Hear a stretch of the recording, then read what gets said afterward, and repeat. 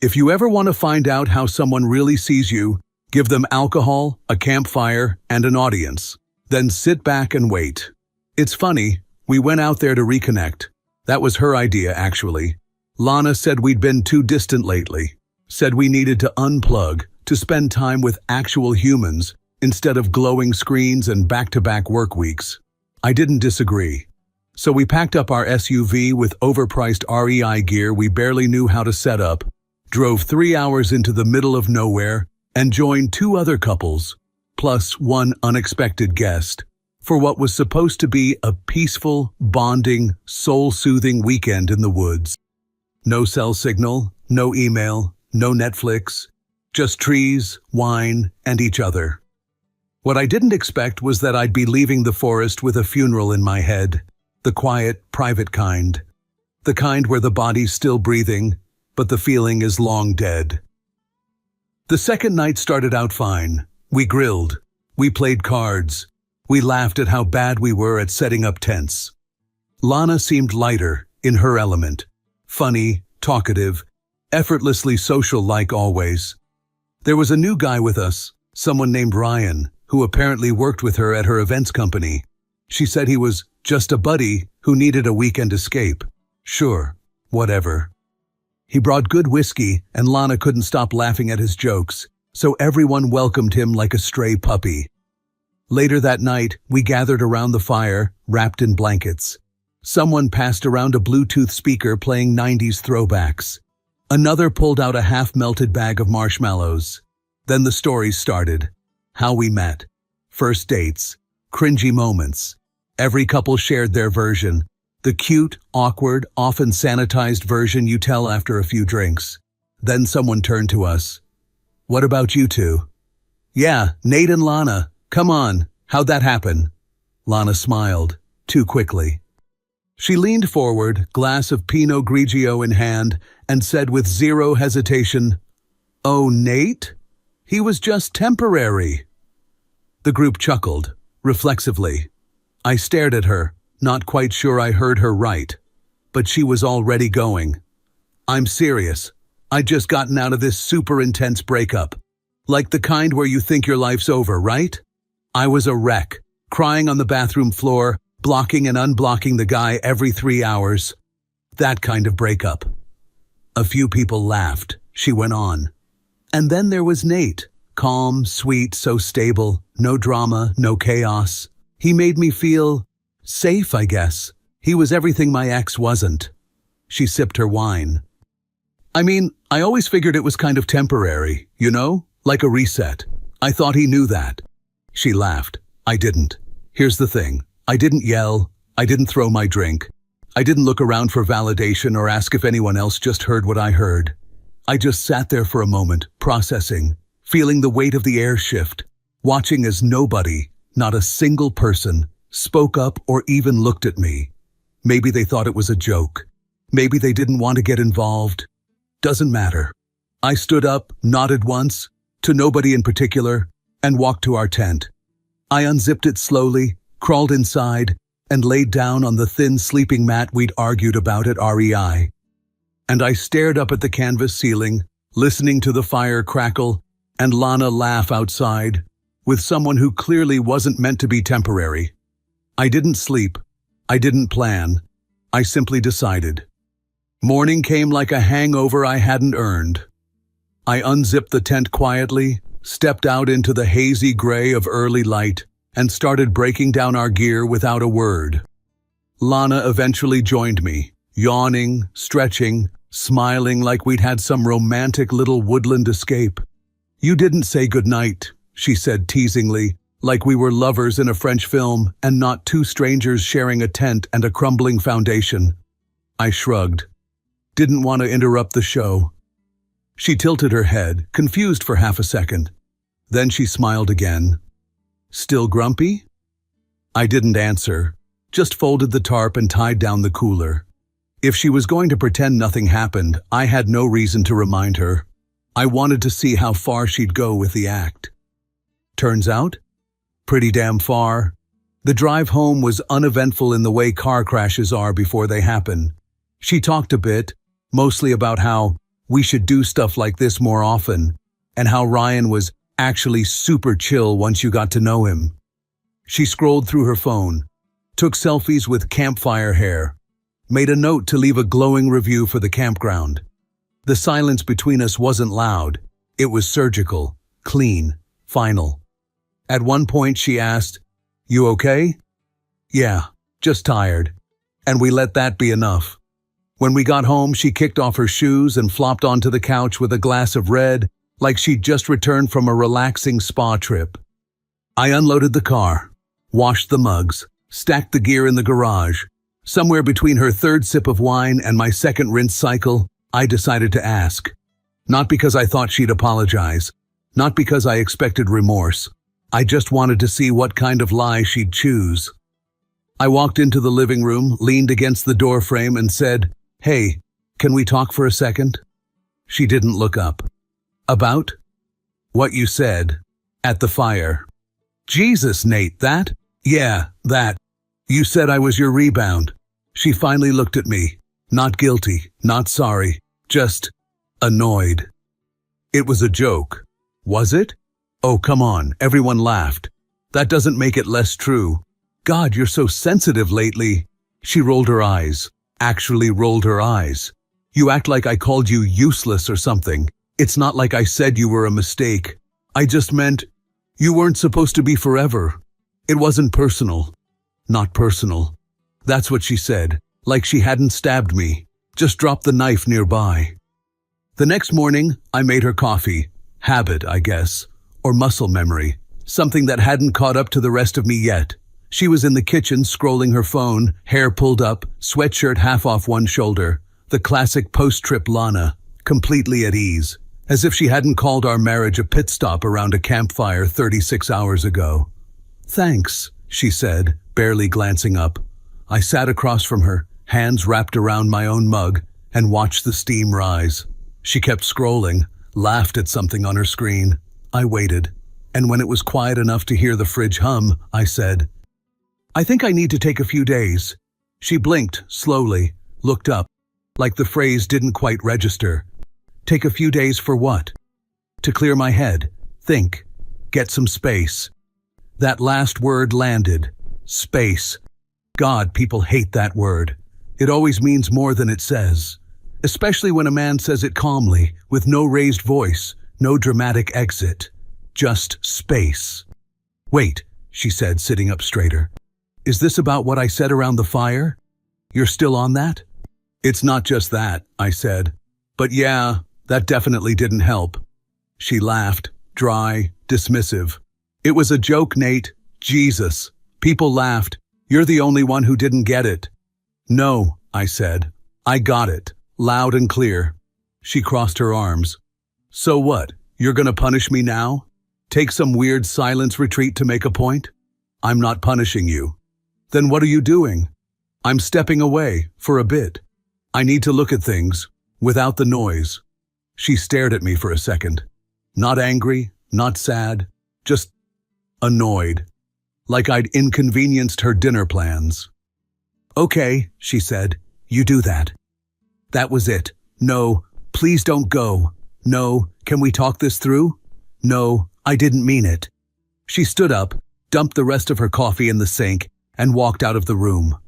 I packed lightly, just enough for a few days, a duffel bag with clothes, a laptop, my chargers, and a copy of the book she always pretended to want to read. I didn't explain where I was going. I didn't ask if she'd be okay. I knew she would. Hell, she might even celebrate. I told her I'd be gone a week, maybe less. She nodded and said, "Let me know when you want to talk." What she didn't know, what she still doesn't, is that I didn't leave to think. I left because I had practically made my decision. The place I found wasn't fancy. One bedroom, furnished, kind of beige in personality, neutral walls, thrift store couch, chipped plates in the kitchen, probably staged to look lived in by someone who didn't actually live. But it had a bed, a desk, a door that locked, and quiet. God, the quiet. I dropped my bag on the floor and stood there for a moment, just listening. No echo of her voice in the hallway, no clinking of her wine glass in the sink, No passive-aggressive sighs from the other room, just stillness. I didn't cry. I didn't collapse. I didn't have some emotional, what am I doing moment. I just exhaled, like I'd been holding my breath for weeks. I spent the first 2 nights doing nothing in particular. Tried to read, couldn't focus, watched an old movie, forgot the plot halfway through, ate pad thai out of the container and stared at the wall like it might blink first. People think that leaving is the hard part. It's not. The hard part is the pause afterward, when you're no longer miserable but not quite free. And that's where I was, floating somewhere between indignation and doubt. What if I overreacted? What if she was just drunk? What if I'm being too cold, too final? Those thoughts didn't last long, but they came, like little ghosts of obligation. And then, on the 4th day, I thought, maybe I'll go talk to her. Really talk. One last time. Not to fix anything, not to apologize, just to see if she'd own it. If she'd say something human, something real for once. I texted her that morning. Hey, I'll stop by later to grab a few more things. If you're home, maybe we can talk. She didn't answer, but that wasn't new. I waited a few hours, grabbed my keys, and drove back to the house we used to call ours. I remember thinking, as I pulled into the driveway, if this goes well, maybe we can at least split like adults. What a beautiful, stupid thought.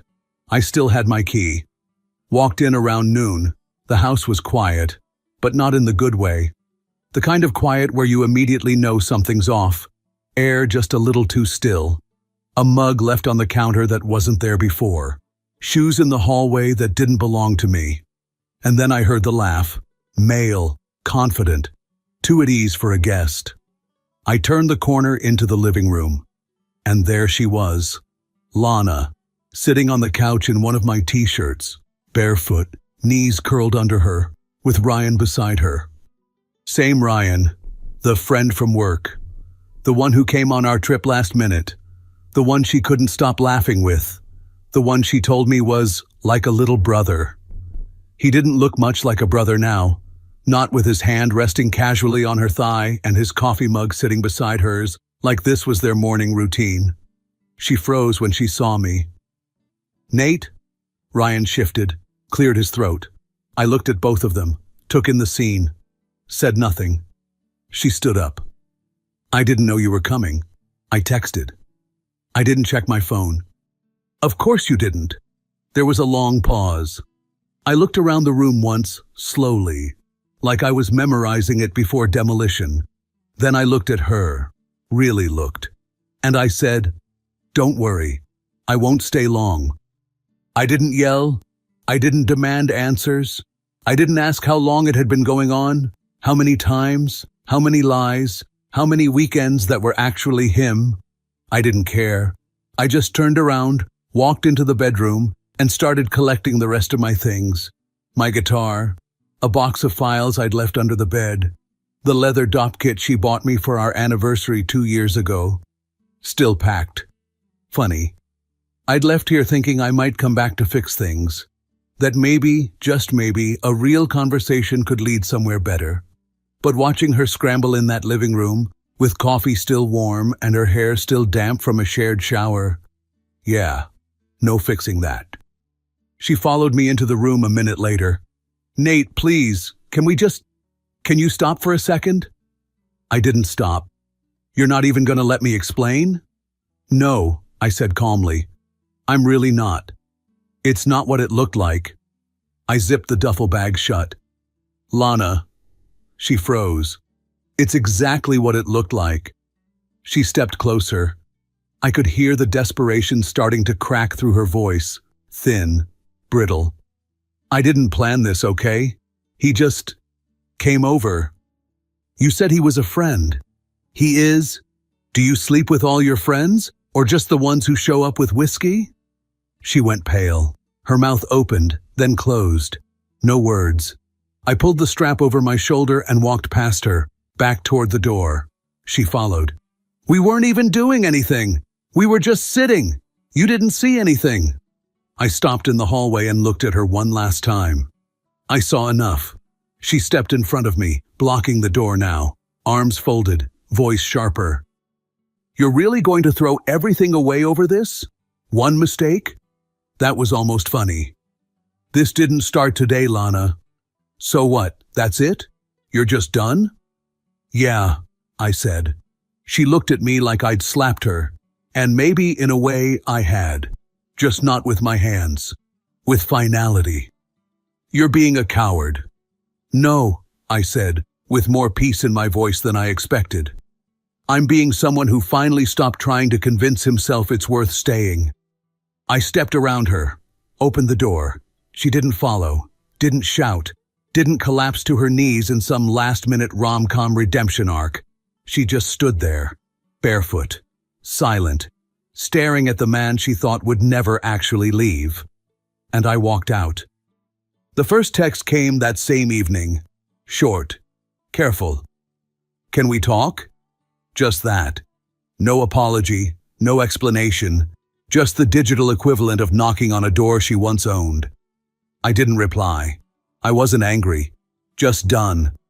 An hour later, "Nate, please, I didn't mean for it to happen like that. Like that was the problem, not the betrayal itself, just the bad timing of getting caught." I put my phone face down. The next morning, I woke up to a wall of gray bubbles. "I can explain. It wasn't serious. You weren't even supposed to be there." That one made me laugh, out loud, like I'd violated her scheduled infidelity. She followed up with, "He showed up unannounced." I didn't plan it. I swear, yes. The classic, "the man just fell onto my couch and touched my thigh" defense. Around noon, a voicemail came in. Her voice was different this time, soft, practiced, like she'd found the perfect balance between wounded and mature in the mirror before hitting record. "Hey, I know things looked bad, but if we could just sit down, like adults, and talk about it, I really believe we could work through this. I still care about you. I don't want to throw it all away over a misunderstanding." It was almost impressive, the way she layered guilt, affection, and plausible deniability into under 30 seconds of audio. Almost. Then the tone started shifting. The soft edge became frustration. The questions turned into accusations. "You really think you're innocent in all this? You emotionally checked out months ago, Nate. You just didn't notice. You never fought for us, not once. You just ran." I didn't answer any of them. She was baiting me, hoping to restart the cycle. Get me angry. Get me talking. Get me engaged. But silence was stronger than any comeback I could have given. Day 3. Full tilt manipulation. "I made one mistake and you're willing to destroy everything? Wow, you're even colder than I thought. Was I ever more than just your backup plan too?" There it was. The reversal. The moment the guilty one tries to become the victim. She was no longer the woman who lied and cheated. Now she was the one abandoned. It was so textbook I could have written the syllabus. So I responded. Just once. Not because I was unsure, not because I wanted to re-engage. Just to end it cleanly. "Don't contact me directly again. If it's important, go through my attorney." I stared at the screen for a while after I sent it. She read it within 2 minutes. No reply. Nothing else ever came through. In the days that followed, her lawyer made noise, tried to push for more, delay things, get me to talk outside legal channels. Mine responded with bullet-point precision, like he was killing weeds. I stayed out of it. Didn't vent on social media, didn't tell mutual friends my side, didn't go back to the house, didn't ask who Ryan was to her before that day. Didn't need to. People expect anger, rage, maybe a scene, thrown clothes, smashed dishes, burned memories. But I've learned something. Sometimes the loudest thing you can do is leave quietly and never return. And that's what I did. Not to punish her, not to win, just to finally reclaim what she spent years chipping away from the inside. Peace. The divorce went through faster than expected. Just 3 signatures, a notary, and a quiet afternoon where the last legal string between us was cut. I thought maybe I'd feel something when it was final. Grief, anger, relief, but mostly I just felt done. Not empty, not victorious, just untethered. Like I'd finally stepped out of a contract I never really read, only to realize I'd been signing away little pieces of myself for years. I didn't keep the house. Too many ghosts in the walls, too many smells in the carpet, too many moments that now felt like lies in slow motion. Instead, I found a smaller place. Clean lines, good light, nobody's favorite color on the walls but mine. I bought my own plates, my own sheets, picked out a new mug, matte black, heavy, solid. It doesn't match anything. I like it that way. I went back to the gym, not to revenge sculpt or post thirst traps, just to move, sweat, reclaim my body from the inertia she left behind. I picked up my guitar again, let my fingers remember what peace sounds like. I sat in quiet cafes with a book and didn't feel like I was waiting for anyone to join me. I started sleeping better, not because I stopped thinking about her, but because the version of her in my head finally shut up. Every now and then, her name would show up in group texts or through mutual friends. I never asked, never fished. But one day, someone mentioned, casually, like reporting the weather, that she and Ryan were a thing now, living together, going strong apparently. I nodded, said nothing, didn't flinch, didn't feel betrayed, just confirmed. It wasn't a mystery anymore. Whatever she and I had, whatever it was, ended long before I walked in on them. I was just late to the credits. If Ryan makes her happy, good. If he doesn't, that's not my mess to mop up. Let him be the main character now. Let him deal with the jokes that cut too deep, the silences that stretch too long, the way she downs wine like it's medicine and blame like it's currency. I wish them well. By which I mean, I don't wish them anything at all. Sometimes people ask me, would you ever take her back if she reached out? But they don't understand. That moment is gone. That version of her doesn't exist anymore, and neither does the version of me who would have considered it. And if she ever did show up, crying, apologizing, swearing it meant nothing, I wouldn't open the door, not out of spite, but because healing means letting some knocks go unanswered. The truth is, I was never angry that she cheated. Not really. I was angry that she looked me in the eyes for 5 years and called it love, when it was really just a soft place to land until someone more exciting came along. She didn't fall out of love. She was never in it. She just loved being seen, being adored, being chosen. And I gave her that until I stopped and she couldn't survive the silence. So yes, she found comfort in Ryan's arms. Maybe she loves him. Maybe he's just the next chapter in a very repetitive book. I don't care, because I don't need her apology, or her regret, or her version of the truth. I just need it out. And now, I'm free. Because I was never just temporary. I was everything she didn't have the depth to keep. And now, I'm exactly where I belong. Gone.